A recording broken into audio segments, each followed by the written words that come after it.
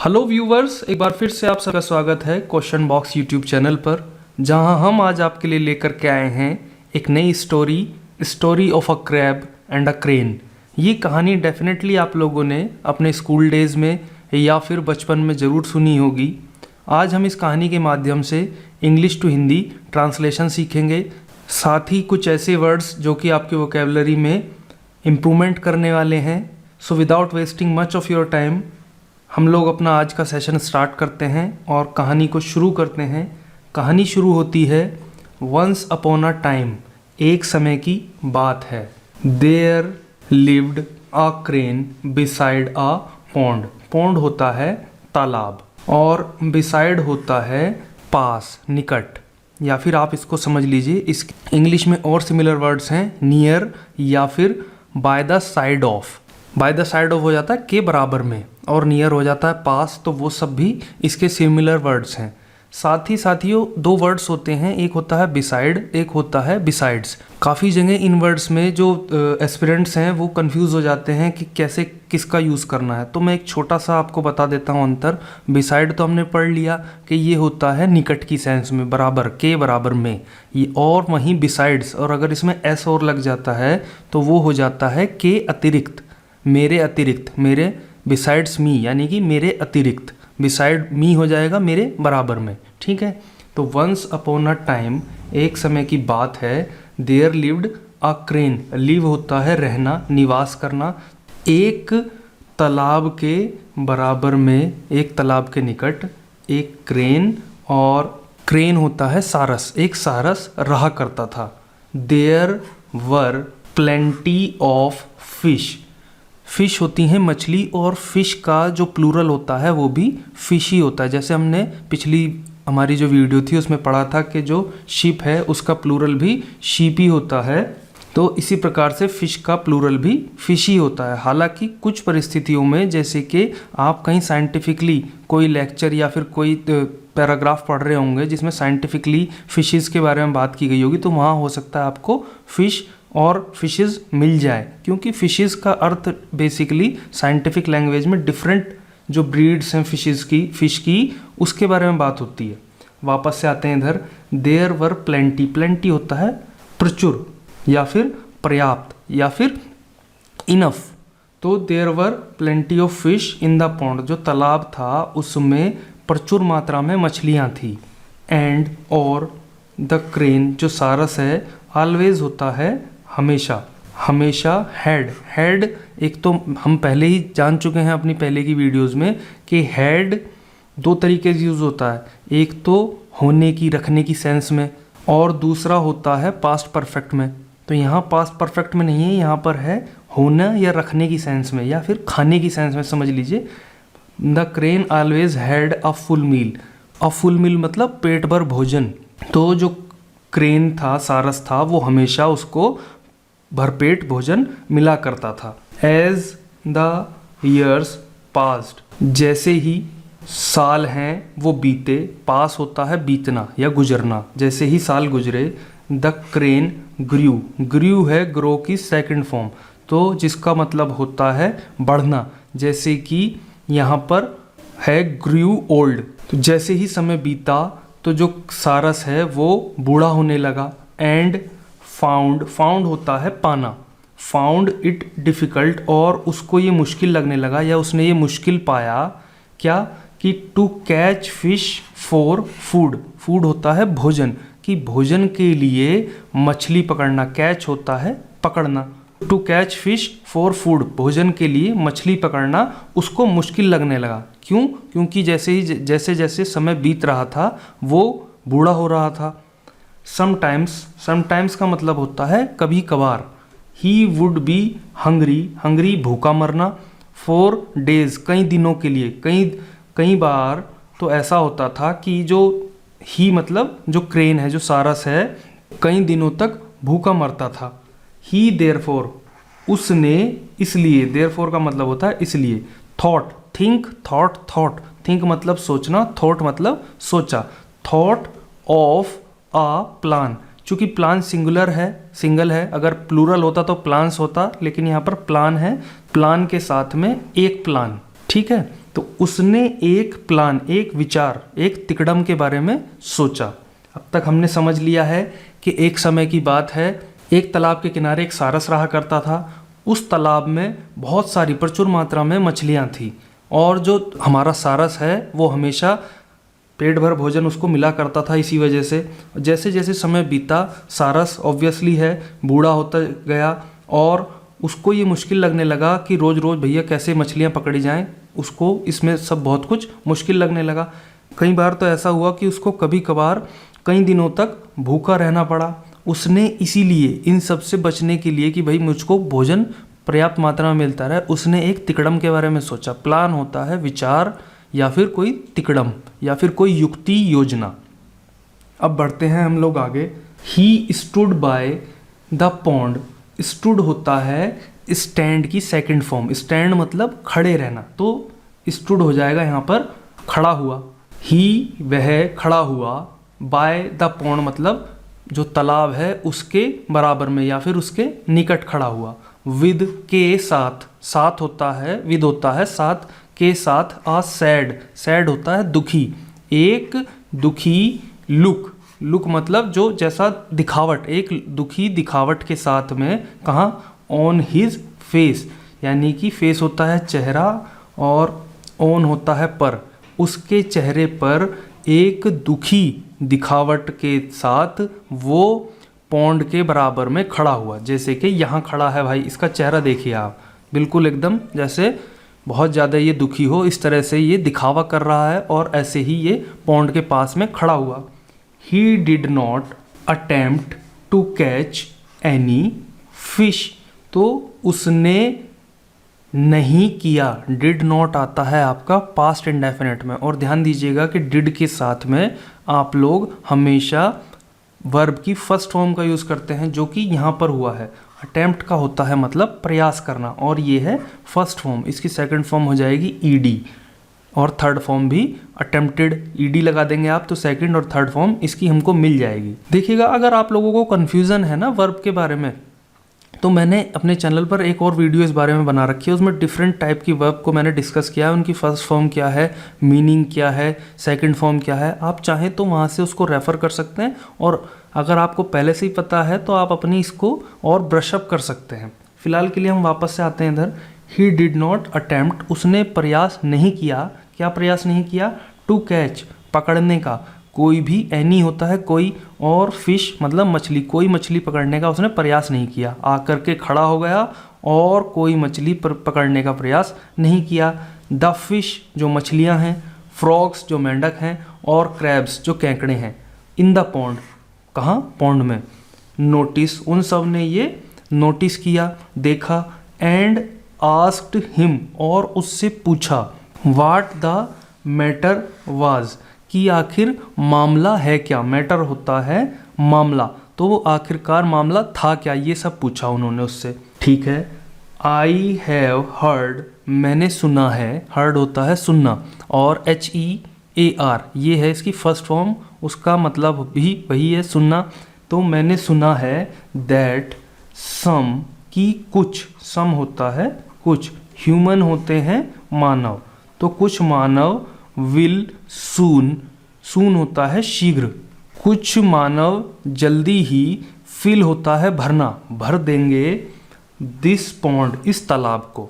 कि भैया मैंने सुना है कि कुछ मानव जल्दी ही इस पॉन्ड को भर देंगे। एंड ग्रो हमने पढ़ा है बढ़ाना होता है, and grow crops over it, और इसके, इट से मतलब है जो पॉन्ड है उसके ऊपर, ओवर मतलब ऊपर, उसके ऊपर जो क्रॉप्स हैं, फसल हैं, खेती हैं, वो उगाएंगे। ग्रो मतलब उगाना।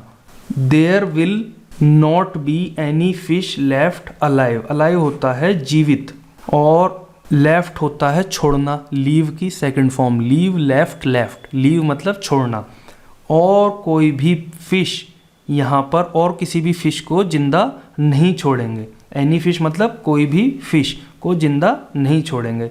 This makes me sad, sad मतलब दुखी। ये जो बात है क्या, कि भाई कुछ मानव आएंगे, इस पॉन्ड को फिल कर देंगे और साथ में कोई भी मछली को जिंदा नहीं छोड़ेंगे। ये उसको बना देता है। मेक मतलब बना देना, और चूंकि दिस सिंगुलर है तो उसके साथ हमने प्रेजेंट इंडेफिनेट में वर्ब की फर्स्ट फॉर्म के साथ में SEIS का यूज़ करते हैं, तो हम इसीलिए इसके साथ यहाँ पर मेक प्लस एस का यूज़ करेंगे। तो दिस मेक्स मी सैड। ये जो सारस है वो ये कह रहा है कि ये सब जो है ये मेरे को दुखी करती हैं ये सब बातें। Replied the crane. रिप्लाई होता है प्रत्युत्तर देना। जो सारस है उसने ये सब जवाब दिया। क्यों? क्योंकि ये जो यहाँ पर आपने पढ़ा था कि जो फिश और ये सब लोग हैं इन्होंने नोटिस किया था कि मामला क्या है, और उससे पूछा कि आखिरकार मैटर क्या है, तो तब उसने ये सब जवाब दिया। अब बढ़ते हैं हम लोग आगे। The fish were very worried.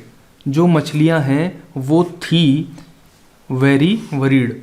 Very होता है बहुत, और वरी होता है चिंता करना, और वरीड उसकी सेकंड फॉर्म है। तो जो मछलियाँ हैं वो काफ़ी ज़्यादा चिंतित थी। एंड और आस्क द क्रेन, और फिर से उन्होंने क्रेन से, सारस से कहा या पूछा, टू हेल्प देम, कि वो उनकी देम मतलब जो मछलियां हैं, और हेल्प मतलब सहायता, कि वो उनकी सहायता करे। और पहले भी हम लोग पढ़ चुके हैं कि टू के साथ में हमेशा वर्ब की फर्स्ट फॉर्म का यूज़ होता है, तो इसलिए यहाँ पर टू प्लस हेल्प आया है। द क्रेन जो सारस है, ऑफर्ड, ऑफर होता है प्रस्ताव देना, तो crane offered to take all of them. All of them मतलब उन सभी को, और टेक होता है ले जाना। क्रेन है उसने ऑफर किया, प्रस्ताव दिया क्या, कि वो सभी को ले जाने का। कहाँ? टू अ बिगर पॉन्ड, किसी बड़े। बिगर मतलब जो ये वाला पॉन्ड है ये बिगर है कंपैरेटिव डिग्री। बिग, बिगर, बिगेस्ट मतलब कोई चीज़ है और उसके मुकाबले हमको अगर ये बताना है कि बड़ा है तो हम लोग यूज़ करेंगे बिगर का। मान लीजिए दो चीज़ हैं, कंपैरिजन हमेशा दो चीज़ों में होता है, दो समूहों में होगा। तो अगर किसी को हमको बताना है कि बड़ा है तो हम बिगर करेंगे। मान लीजिए दो, तीन है या तीन से ज़्यादा हैं, तो उन सभी में हमको बताना है कि सबसे बड़ा ये है, तो हो जाएगा बिगेस्ट। वहाँ हम लोग सुपरलेटिव डिग्री का यूज़ करते हैं। बिगर पॉन्ड मतलब जो ये इससे बेहतर, इससे जो और बड़ा पॉन्ड है वहाँ ले जाने के लिए कहा, ऑफर दिया। सम कुछ डिस्टेंस होती है दूरी, अवे मतलब दूर, कुछ दूर जो, या जो कुछ दूरी पर स्थित है, उस बड़े पॉन्ड में ले जाने का ऑफर दिया क्रेन ने। बट सिंस, लेकिन चूंकि, ही वॉज ओल्ड, वो बूढ़ा था, he would need to rest, उसको ज़रूरत पड़ेगी। नीड होता है आवश्यकता या फिर ज़रूरत, उसको आवश्यकता पड़ेगी। टू रेस्ट, रेस्ट होता है विश्राम करना। बिटवीन होता है बीच बीच में या फिर मध्य। ट्रिप्स, ट्रिप्स होती हैं यात्राएं, तो उसको चूंकि वो बूढ़ा हो चुका था तो उसको यात्राओं के मध्य उस आवश्यकता पड़ेगी विश्राम करने की। एंड और वुड बी एबल, एबल होता है योग्य होना या सक्षम होना, कि वो केवल सक्षम है। टू कैरी, कैरी होता है ले जाना। Only a few fish at a time, at a time मतलब एक समय में केवल कुछ ही फिश, कुछ ही मछलियाँ ले जाने में सक्षम है। सेइंग दिस, यह कहते हुए, ही सेट आउट, सेट आउट हम पढ़ चुके हैं इससे पहले वाली जो हमारी कहानी है उसमें। इसका मतलब होता है प्रस्थान करना। सेट की फर्स्ट फॉर्म भी सेट होती है, सेकंड और थर्ड फॉर्म भी सेट होती है। तो saying this he set out, ऐसा कहते हुए वो निकल पड़ा। ऑन हिज फर्स्ट ट्रिप, उसकी पहली यात्रा पर। फर्स्ट मतलब पहली, ट्रिप मतलब यात्रा, उसकी पहली यात्रा पर। टेकिंग ले जाते हुए या लेकर। A few fish in his beak, beak होता है चोंच, तो अपनी चोंच में भरकर वो अपनी चोंच में कुछ मछलियों को लेकर के वो अपनी पहली यात्रा पर निकल पड़ा। अब हम लोग देखते हैं आगे। हाउएवर मतलब होता है हालांकि। He did not go to another pond, another होता है एक और। पॉन्ड की हम लोग बात करें, ध्यान दीजिएगा, अनदर और अदर में फ़र्क है कि जब हम दो सिमिलर चीज़ की बात कर रहे हैं तो अनदर, जैसे कि हम पॉन्ड की बात कर रहे हैं तो हम लोग एक और, एक अनदर का मतलब होता है एक और, वन मोर जिसको बोलते हैं, और अदर हो जाएगा दूसरा। तो he did not go to another pond, वो किसी एक और पॉन्ड में नहीं गया। इंस्टीड का अर्थ होता है इसके स्थान पर या फिर बजाय इसके। ही टुक दैम, ही ले गया, दैम उनको, टू अ बॉग। यहाँ पर बॉग नहीं होगा, ये होगा बिग। इसको आप बिग समझिए, बिग रॉक, बड़ा पत्थर या बड़ी चट्टान। वो उनको ले गया बड़ी चट्टान पर। And ate them there, there मतलब होता है वहाँ, ये है इसका मतलब होता है वहाँ। देयर दो प्रकार के होते हैं, एक तो होता है ये वाला देयर, एक होता है THEIR, ये होता है उनका। अब बात करते हैं वापस से इधर। And ate, eat ate eaten, और उनको खा गया वहाँ ले जा कर के। कहाँ? जो बड़ी चट्टान थी। ईच टाइम, प्रत्येक समय या हर बार। ही वॉज हंग्री, जब भी वो भूखा होता था। He would take a trip, वो एक यात्रा पर जाता था। With a few more fishes, कुछ और ज़्यादा मछलियों के साथ में। ध्यान दीजिएगा यहाँ पर इन्होंने फिशेस का यूज़ किया है, तो हो सकता है यहाँ पर डिफरेंट टाइप के फिशेस के बारे में बात की गई हो। फिलहाल के लिए आप, जैसे कि मैंने बताया, फिश और फिशेस को आप उस प्रकार से समझ सकते हैं। साथ ही आप फिश का जो प्लूरल है उसको फिश में ही यूज़ कर सकते हैं। अ क्रैब, एक केकड़ा, was left in the pond, एक केकड़ा पॉन्ड में बचा था। लेफ्ट मतलब बचा होना, छोड़ देना, बचा होना। He also wanted to save himself, he वह भी, वांट मतलब चाहना, तो वांटेड हो जाएगा सेकंड फॉर्म, चाहता था। टू सेव बचाना खुद को, यानी कि जो केकड़ा है वो खुद को भी बचाना चाहता था। एंड रिक्वेस्टेड, प्रार्थना करना, रिक्वेस्ट होता है निवेदन करना, प्रार्थना करना, और उसने प्रार्थना की। द क्रेन, किससे? रिक्वेस्टेड द क्रेन मतलब जो क्रेन है उससे प्रार्थना की। टू टेक हिम ऑल्सो, कि उसको भी ले जाए। कौन? क्रेन। द क्रेन फेल्ट, देखिएगा फील होता है महसूस करना, तो फील की सेकंड फॉर्म होती है फेल्ट और थर्ड फॉर्म भी फेल्ट होती है। तो जो क्रेन है उसने फेल्ट किया, उसने महसूस किया। ही कुड ट्राई, ट्राई होता है प्रयास करना या फिर परखना, आजमाना। तो he could try a different, different होता है अलग, मील भोजन। For a change, for a change मतलब बदलाव के लिए। ये पूरा का पूरा एक फ्रेज है जिसका मतलब होता है बदलाव के लिए। तो जो क्रेन है उसने ये महसूस किया कि वो आज बदलाव के लिए एक अलग भोजन ट्राई, परख सकता है। ही एग्रीड, एग्री होता है सहमत होना, और ये एक वर्ब है जिसकी सेकंड फॉर्म एग्रीड है। वह सहमत हो गया। टू टेक द क्रैब, किसको, क्या, किस चीज़ के लिए सहमत हो गया? वो हो गया जो क्रैब है उसको ले जाने के लिए सहमत हो गया। तो अब तक हम लोगों ने पढ़ लिया है कि एक तालाब था, उस तालाब के किनारे एक बगुला रहता था। तालाब में काफ़ी मछलियाँ थी, जो बगुला उनको या फिर सारस उनको खाता रहता था। और उसमें जब वो बूढ़ा होने लगा तो उसने एक प्लान के बारे में सोचा कि भाई मैं किसी तरीके से इनको तिगड़म बिड़ा करके कुछ खाने का इंतज़ाम करता हूँ। वो धीरे धीरे करके उसने उनको बहलाया फुसलाया कि तुमको एक बड़े पॉन्ड के पास ले चलता हूँ, मैं उसमें छोड़ दूँगा क्योंकि यहाँ पर इंसान आने वाले हैं। अब उसके बाद वो उनको ले जाता और खा लेता था, और ऐसे ही समय बीतता गया। उस पॉन्ड में एक केकड़ा बचा हुआ था। अब उसने भी जो है, हमारा जो केकड़ा है, उसने क्रेन से रिक्वेस्ट की कि मुझे भी ले चलो। पहले तो क्रेन ने मना किया, लेकिन बाद में उसने सोचा कि आज कुछ एक नया भोजन खाने को मिलेगा, तो वो भी तैयार हो गया उस केकड़े को ले जाने के लिए। अब तक हम यहाँ से इतना समझ चुके हैं, अब बढ़ते हैं आगे। The crane flew up with him, flew इसको बोला जाता है फ्ल्यू, ये है उड़ना।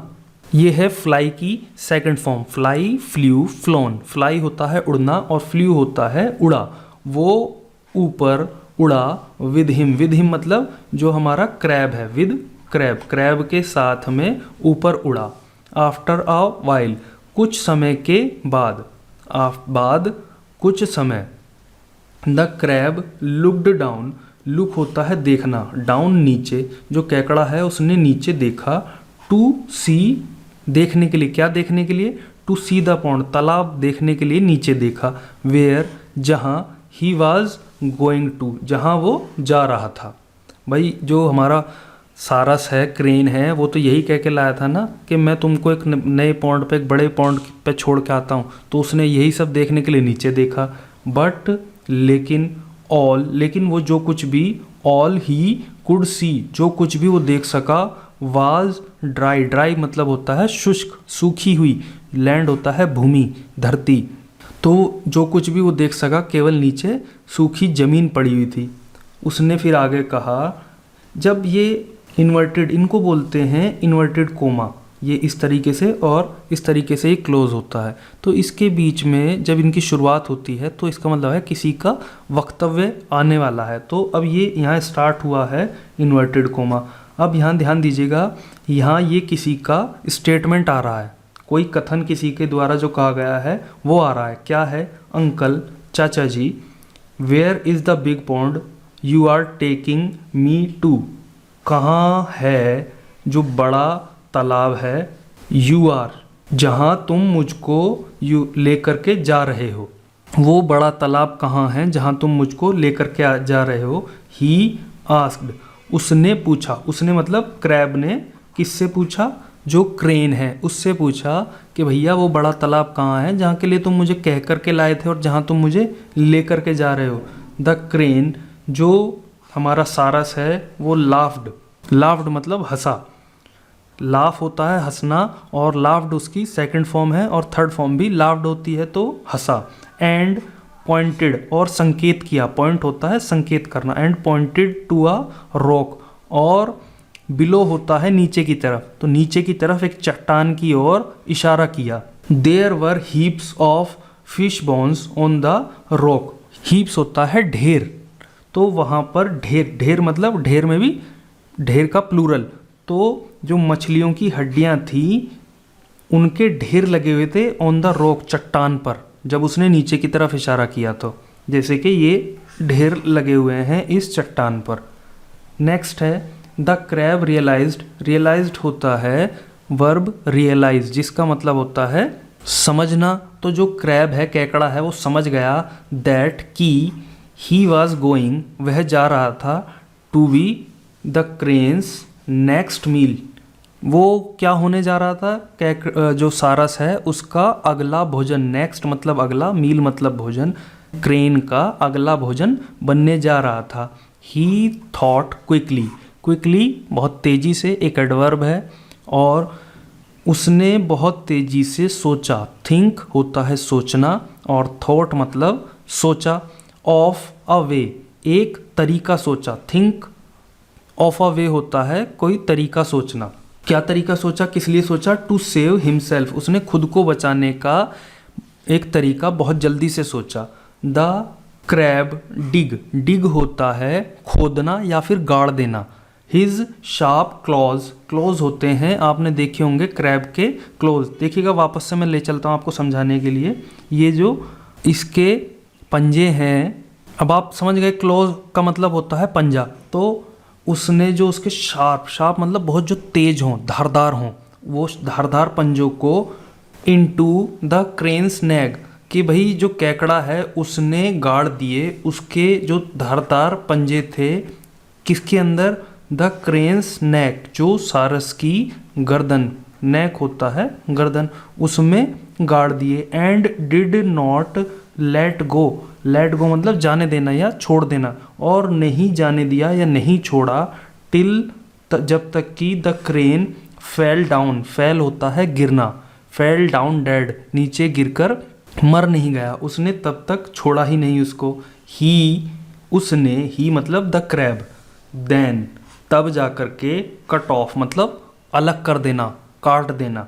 द क्रेन्स हेड, उसने तब जाकर कट ऑफ, काट दिया जो क्रेन का सिर था, जो सारस का सिर था वो अलग कर दिया। एंड ड्रैग्ड, ड्रैग होता है घसीटना, घसीट कर ले गया इसको। एंड ड्रैग्ड इट, इसको घसीट कर ले गया। To the tank he lived in, जहाँ वो रहता था उस टैंक में ले गया, जहाँ से जो सारस है उस केकड़े को उठा करके लाया था। वो उसके गर्दन, सारस की गर्दन को उठा करके काट करके घसीटता हुआ वहाँ ले गया।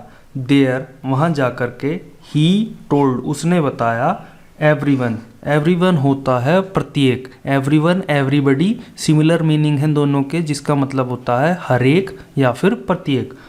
उसने सभी को बताया हाउ कि किस प्रकार the crane had been cheating, cheating होता है बेवकूफ़ बनाना, धोखा देना, कि किस प्रकार से जो सारस है वो चीटिंग कर रहा था सभी से, सभी का बेवकूफ़ बना रहा था। And how he had killed him, और किस प्रकार से उसने मतलब क्रैब ने उसको, सारस को मार दिया है, किस प्रकार से सारस को मार दिया था। इसी के साथ हमारी आज की कहानी समाप्त होती है। आई होप कि आपको कहानी अच्छी लगी होगी, साथ ही कुछ नए वर्ड्स आपको सीखने के लिए मिले होंगे। इन केस अभी भी कुछ आप लोग इम्प्रूवमेंट चाहते हैं, आप कमेंट में बता सकते हैं। यहाँ तक बने रहने के लिए थैंक यू वेरी मच।